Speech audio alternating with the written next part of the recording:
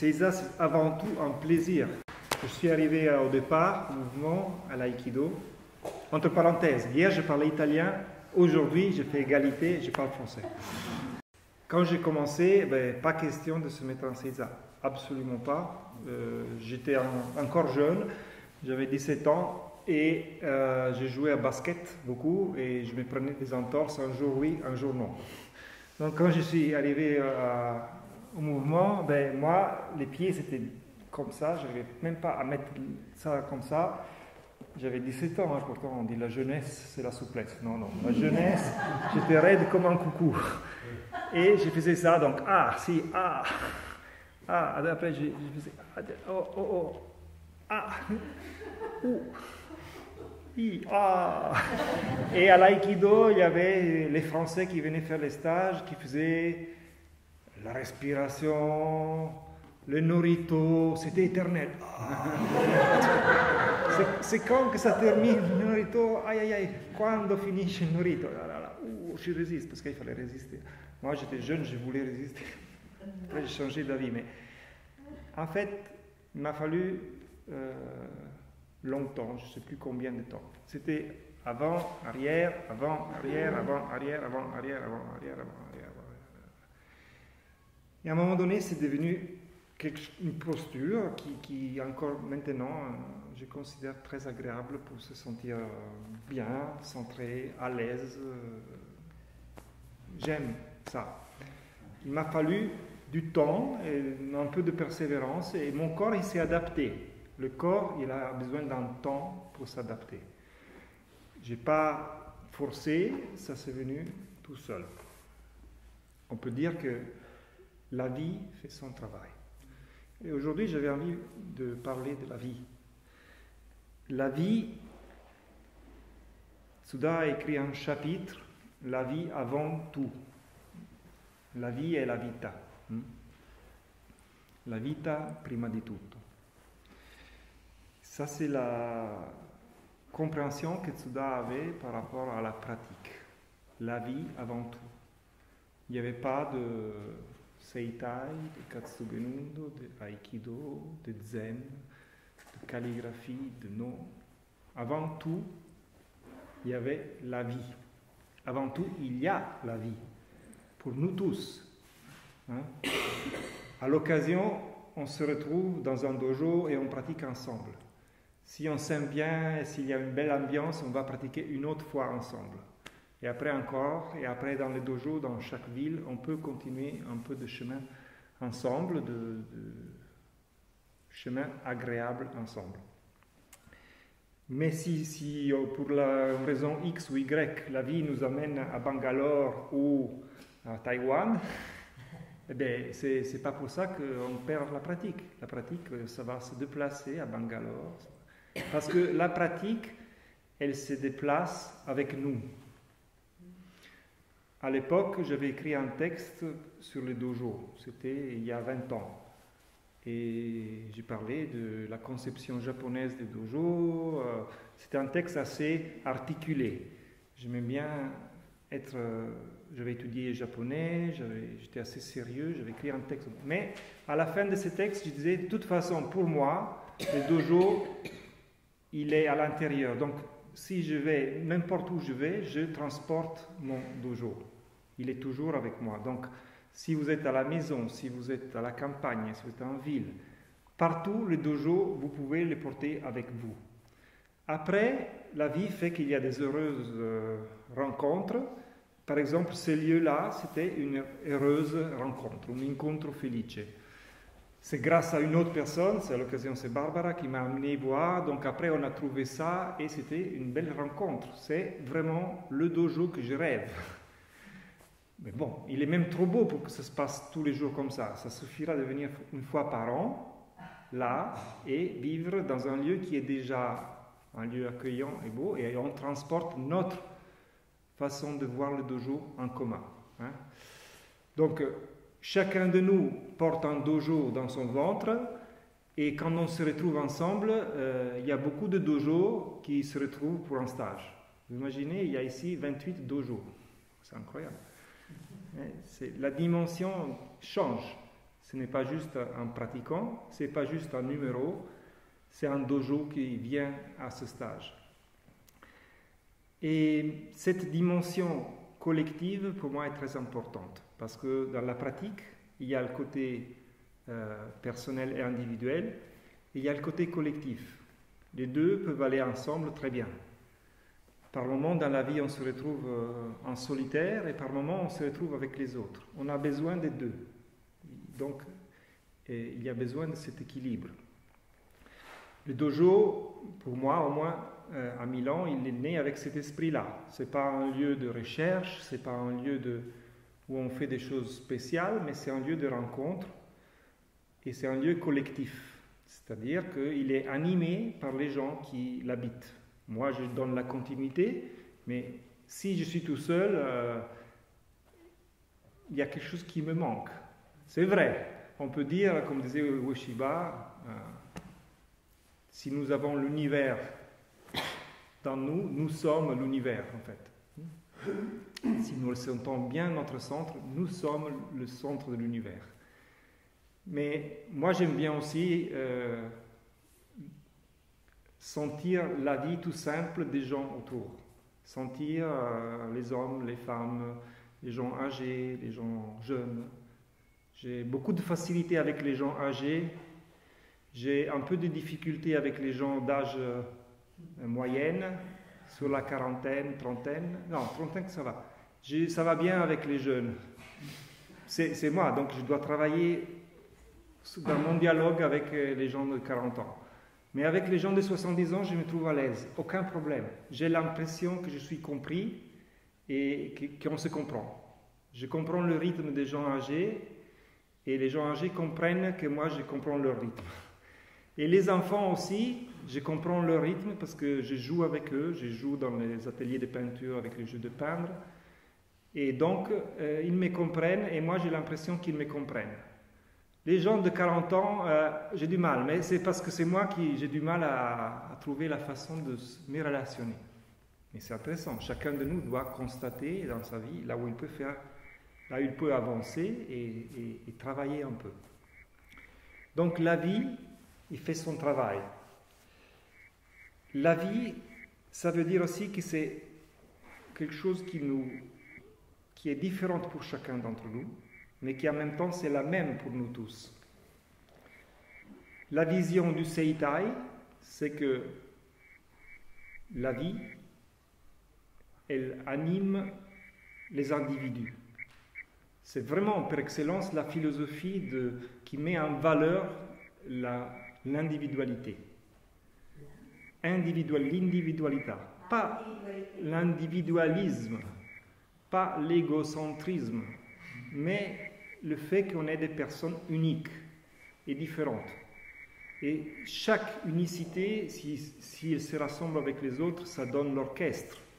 Une orchestre, elle ne peut pas faire de la musique s'il manque des éléments. Le petit ding ding ding, il est aussi important que le premier violon. Ce n'est pas une question d'être grand, petit, avoir pratiqué 30 ans, avoir pratiqué 2 jours. On fait une orchestre et on fait de la musique ensemble. Ça, c'est mon idée de groupe et de dojo. La vie, elle s'exprime en tant que mouvement.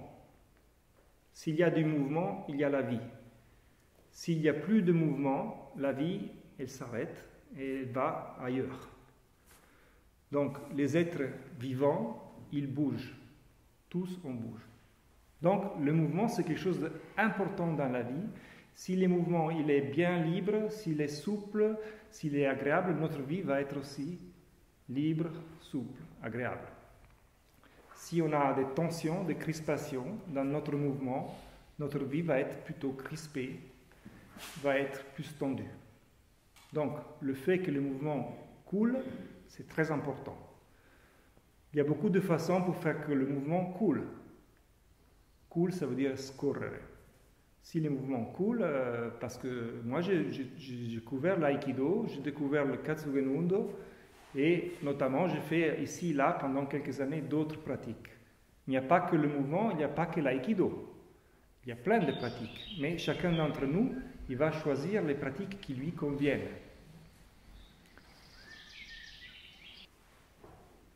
Les pratiques sont des formes.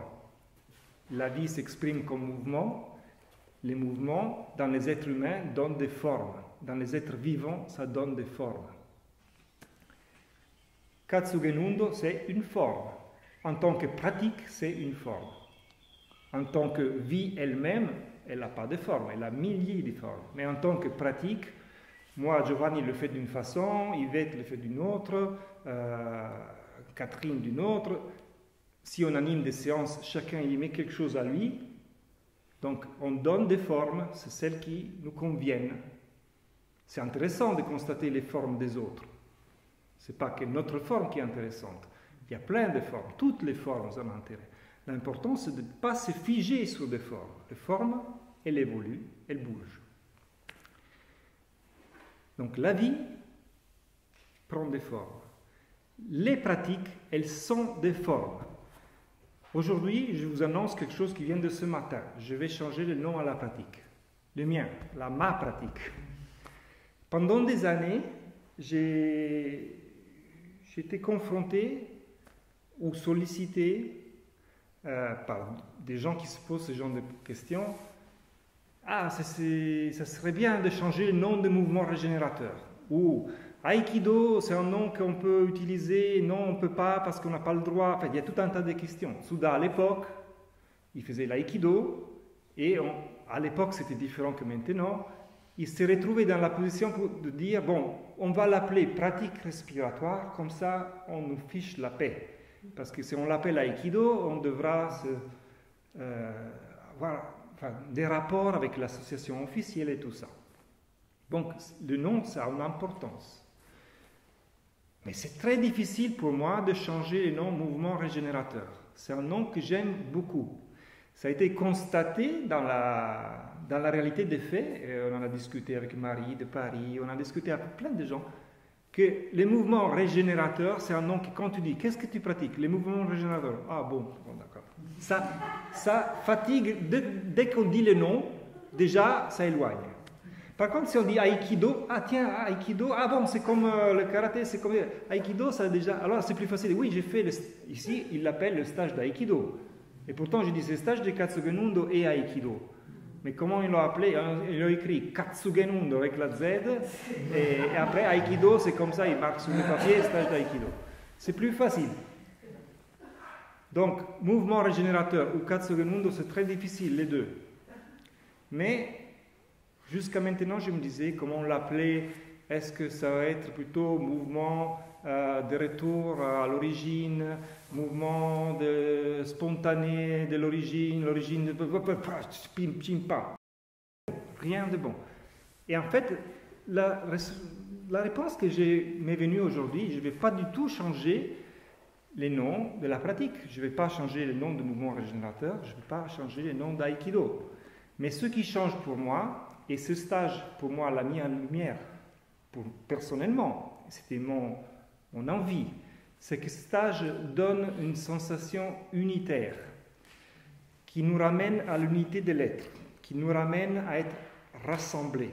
On a fait des jeux, on a joué à hey, oh, tous regroupés, collés l'un à l'autre pour se sentir un. On a joué ce matin à faire le kinin, tous collés et marcher ensemble proches. C'est ça que j'ai envie, d'arriver à des moments collectifs où, quand on est unis, c'est vraiment fort cette sensation de un. Comme ça, quand on va être séparés, on va être toujours un, mais avec cette sensation qu'on est entouré par les énergies des gens avec lesquels on était ensemble ici. Donc ce lieu, il a ce côté pour moi, l'unité. Et ma pratique aujourd'hui change dans le sens que je ne vais plus dire que je pratique au dojo l'aïkido et les mouvements régénérateurs. Alors c'est toujours difficile. Qu'est-ce que tu fais? Bon, d'abord j'ai fait l'aïkido, ou sinon d'abord je fais le mouvement et je fais aussi ça. Alors il y a ceux qui sont intéressés à ça, ceux qui sont intéressés à ça. Et pour moi, ça c'est faux pour moi. Parce que pour moi, ce qui m'intéresse personnellement, c'est quelque chose qui est unitaire. Pas le fait que tout le monde fasse l'aïkido et les mouvements. Non, mais qu'ils ressentent en eux-mêmes qu'on n'est pas en train de pratiquer une chose ou l'autre, ou une autre encore, ou les zen que j'ai ajouté maintenant, j'avais déjà fait deux.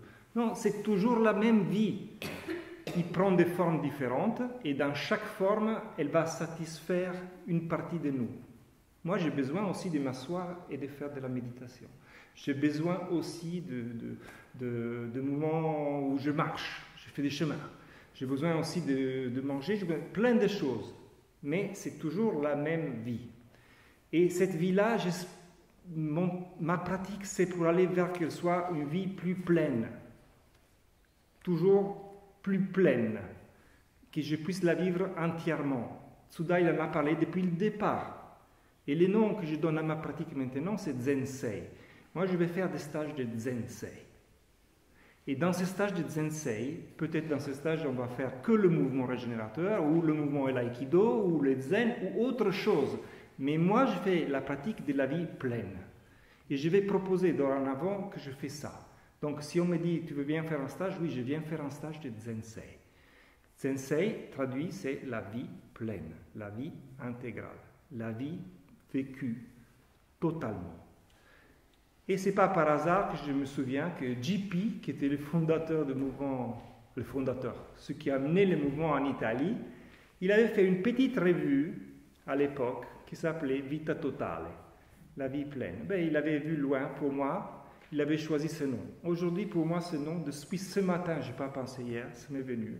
Et ça va être comme ça que je vais appeler ce que je fais. Parce que c'est comme ça que je ressens tout ça. Je vais proposer la pratique de la vie pleine. Et j'ai le droit de choisir, d'ajouter des choses, d'enlever des choses. Et si des gens viennent qui disent une chose belle, nouvelle, ils vont amener des choses nouvelles. Mais c'est dans cet esprit-là que je vais pratiquer. Voilà. Donc, ce stage se termine aujourd'hui.